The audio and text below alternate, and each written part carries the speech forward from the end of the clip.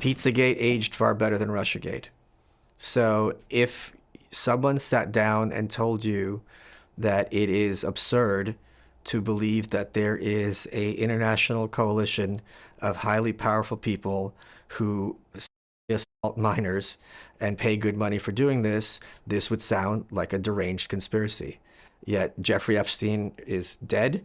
There's a track record that's a mile long, which no one has apparently seen. And I would also point out that not one person, they went to Epstein's house, they raided his records, and as a consequence of this, not one single person has been arrested. That is something that most people don't think about because the corporate media doesn't want to talk about it. But if you sit down for 1 second, you ask yourself, how has this been the case? Whereas for 4 years, or 3 maybe, we had a constant drumbeat that there is some kind of collusion between then candidate or President Trump and the Putin administration. Nothing came to light other than the fact that Russia bought some Facebook ads.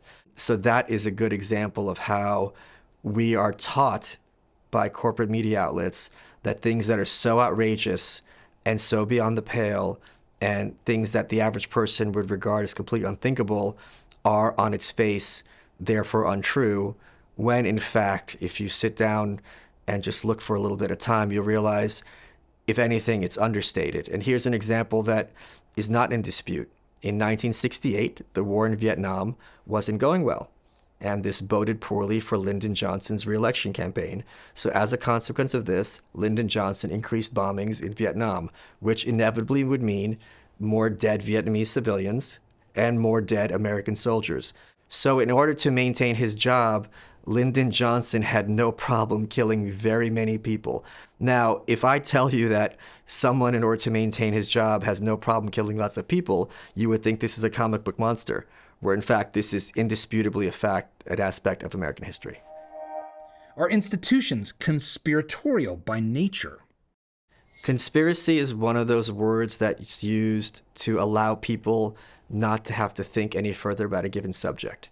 So most people would say, understandably, that a conspiracy theory is on its face, if not false, at least highly dubious. But if you ask, I think, a rational person, do you think it's the case that there exist very powerful elites who operate internationally, whose loyalties are far more to themselves and their status and their sense of power than to their native countries or their communities? I don't think it's very controversial at all to say, of course, that's the case. Well, that is a conspiracy. It's just a conspiracy that one would not use that term because, again, that term has become culturally loaded. Let me give another obvious example. Yeah. Is the Supreme Court a conspiracy? Well, you have 9 people who secretly get behind closed doors, argue the law, and then would come out and issue their rulings on behalf of a given issue. Now, they're doing their work in secret.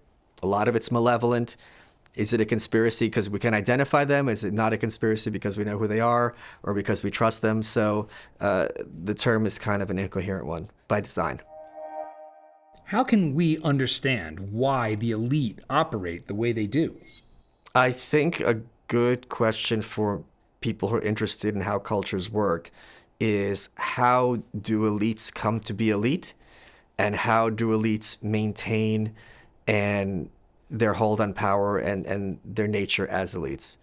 Most people don't think about these things. They obviously understand things like monarchy and aristocracy, where the elites are very self-identified and obvious and have titles and so on and so forth. And in America, they have this idea, not inaccurately, that if you work hard and apply yourself, you can kind of achieve and reach high levels.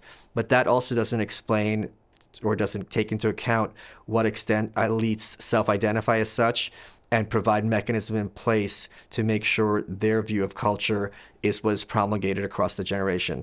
And this has been going on, I think conservatives are oblivious to this, for over a century. This started with, in Britain, the Fabian Society, in America with the American Economic Association, where there was this conscious attempt to seize the universities and have them proselytize the youth of the nation in order to spread certain ideas and to maintain a certain American, or in that case British, cultural identity, which is often at odds with basic human decency. What is the end result of our future politicians consuming the same elite narrative? I think often the politicians are not the leaders, but they're the last of the leg. They're the ones who are kind of implementing things, but at that point, it's a fait accompli in a sense. So you have the ideas that are starting at the university level, and then universities teach those who are going to become politicians. Often those become lawyers first. It also educates those who are going to become journalists and other opinion makers, entertainment to some extent as well, though no, obviously not everyone in entertainment has gone through the university system. So in the same way that if I were a McDonald's employee, and if I make French fries in San Francisco, and if I make French fries in Maine, that McDonald's French fry is going to pretty much be identical. Other countries will have little twists for regional differences, but if I go to McDonald's in most places, I'm going to have all over the world a recognizable menu. In the same way, all the products of our university system, and this is by design, are going to be largely homogeneous, and they're going to be heavily urban, highly educated, marginally intelligent, and very much taken with their own sense of virtue and their own belief that they are meant to lead and rule society for the sake of everybody else. The end game for this kind of cultural ideology is utter world domination, which, as we know from reading comic books, whoever wants to control the world is probably not the good guy. Do the elite simply want power, or do they want to make the world better?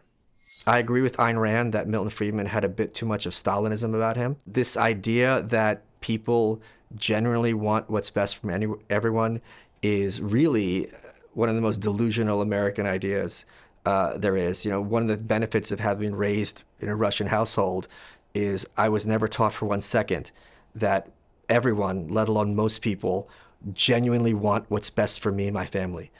This is nonsensical because if you look at how many people treat their own families, the idea that 100% of them are trying to do what's best for everybody in their own home is ridiculous. Then when you apply it to strangers, it becomes even more absurd. What COVID, for example, taught us with, blinding truth is that when people who are unempowered are given an opportunity to assert dominance over others, they'll be more than happy to do that. And the motivations for most people isn't some vague, I want to do good, but it's some sense of, I want to increase my status or have a sense of power. So I think it would behoove people to study a little bit of evolutionary psychology, which really kind of motivates how human beings, being animals, and I don't mean that in a slur, are motivated. If you like this clip, it is part of a much longer conversation that is only available at dadsavesamerica.com. So head on over there and subscribe. It's our Substack where you can get that and so much more. It's a great way to also keep track of everything we're doing here at Dad Saves America.